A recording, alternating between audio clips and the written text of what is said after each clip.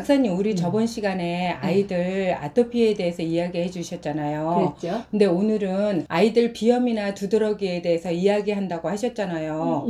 근데 우리 아이들 비염은 평생 못 고친다는 말도 있어서 정말 못 고치는 건지 면역이 좋아지면 좋아지는 건지 그게 진짜 궁금하거든요. 우리가 코의 문제는 단순 코의 문제일까 아니면 몸 전체의 문제일까요? 몸 전체의 문제인 것 같아요. 우리가 식물을 보면 식물의 뿌리가 굉장히 깊고 강하면 네. 그 잎사귀가 굉장히 싱싱하고 좋잖아요. 네네네. 그런데 뿌리가 약한 나무는 그 잎사귀가 시들시들 해가지고 네. 공기만 안 좋아도 더 시들시들하고 네. 찬바람만 불어도 그 잎사귀가 금방 말라버리잖아요. 네네네. 거기에 좀 약해진 잎사귀들은 벌레라든지 세균이라든지 곰팡이 같은 그런 균들도 같이 사는 것이고 네. 그렇다면 우리가 잎사귀인 코를 좋게 하려면은 그 잎사귀를 좋게 하는 어떤 방법이 있는 걸까? 아니면 뿌리를 강하게 하면 이 식물이 좋아지듯이 이 코가 좋아질 수 있는 걸까?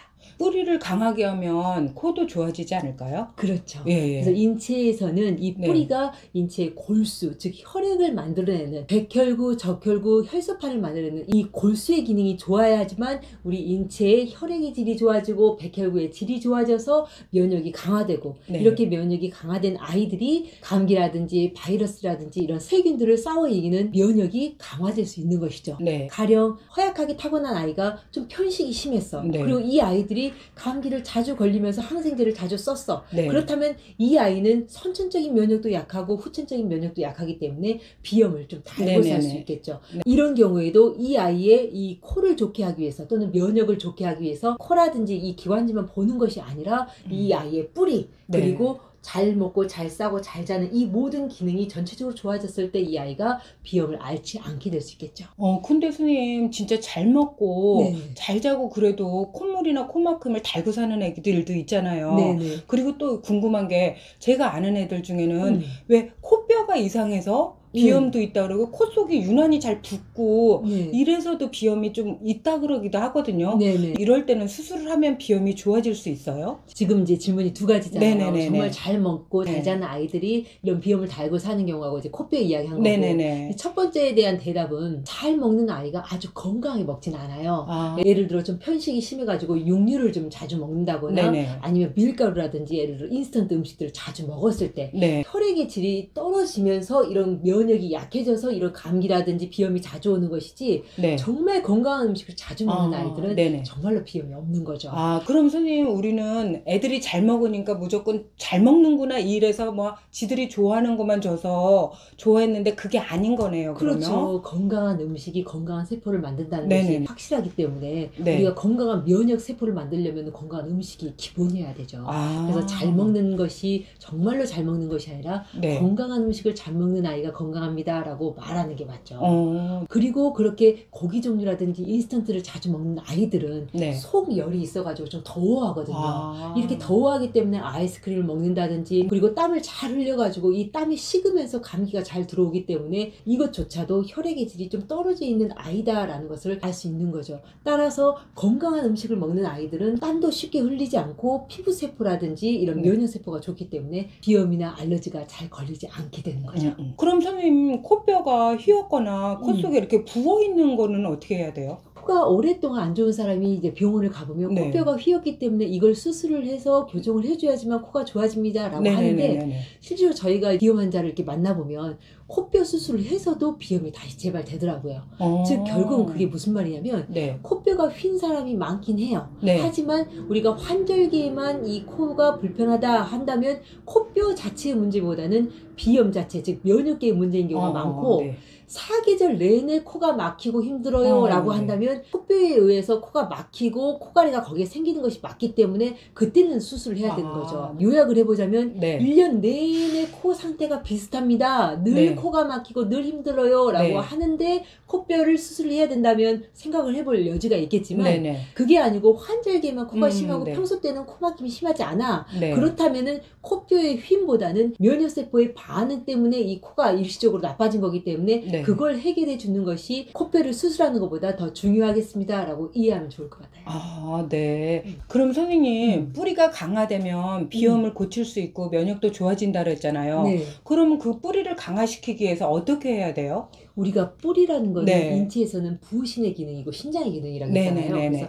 타고나길 신장과 부신의 기능이 약하게 타고난 아이들은 네. 그 신장과 부신을 강화시키는 한약재가 있어요. 네네네네. 그래서 그런 한약재를 가지고 성장하는 동안에 그 기능을 강화시키면 되는 거고요.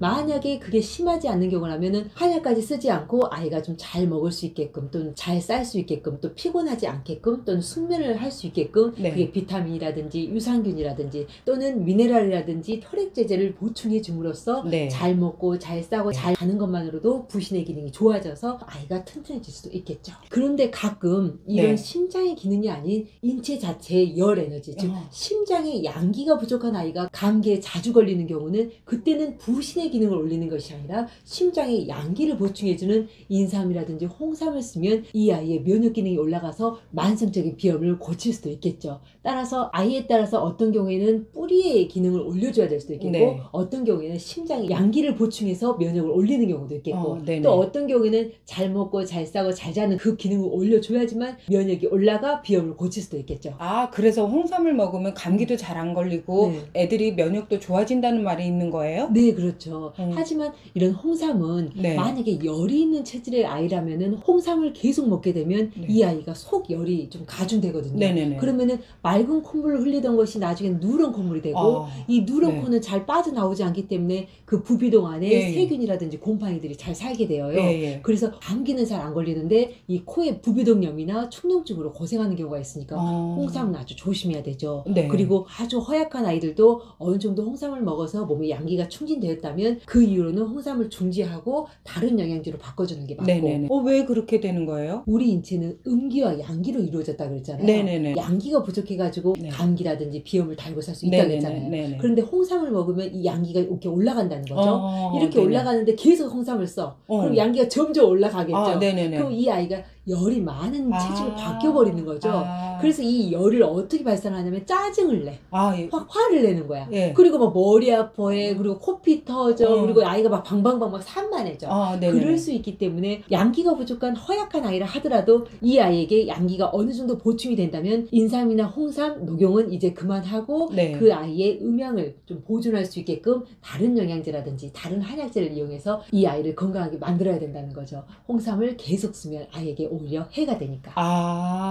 근본적인 치료는 그런데 지금 아기가 코 막힘도 많고 콧물도 자주 나고 아기가 숨을 못 쉴 정도로 이럴 때는 병원에 가서 항생제를 좀 먹고 감기약을 좀 먹어주는 게 맞나요?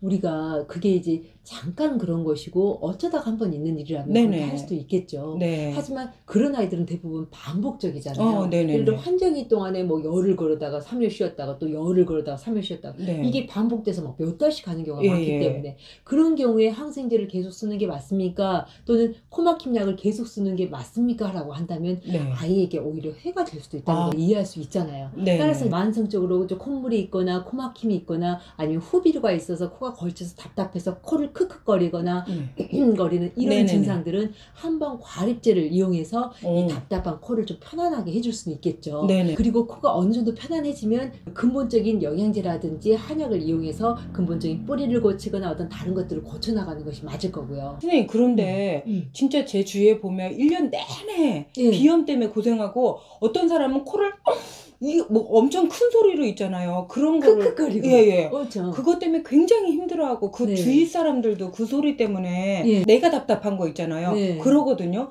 그걸 진짜 근본적으로 고칠 수 있는 건가요? 이제 그런 경우에는 한방 과립 갖고는 코 상태를 개선시킬 수가 없어요. 네. 이제 그 경우에는 한약으로 네. 이 뿌리의 문제를 고치는 것이 아니라 코 상태를 개선해 줘야 되는데 네. 보통은 우리 이제 인체의 허열 때문에 이 가래가 농축되는 거기 때문에 네. 인체의 허열을 내려주고 폐를 촉촉하게 해서 코끝까지 좀 촉촉하게 해주면서 농축된 가래를 삭혀주고 근본적으로는 혈액의 질을 올려주는 것이 그 아이의 코 상태를 좋게 할 수 있죠. 근데 이제 현재 이 냉기에 의해서 콧물이 많이 만들어지고 있다면은 네. 이 냉기를 내보내는 약초들도 잠깐 써야 되고요. 그렇게 하면은 보통 한 달에서 2달 정도 되면은 코 상태가 상당히 가라앉게 되거든요. 네. 그리고 그 상태에서 인체의 뿌리가 되는 부신의 기능이라든지 이 골수의 기능을 올려가지고 아이를 근본적으로 체질을 개선시켜주면 아이의 비염이 상당히 좋아질 수 있겠고요. 네. 진짜요? 네.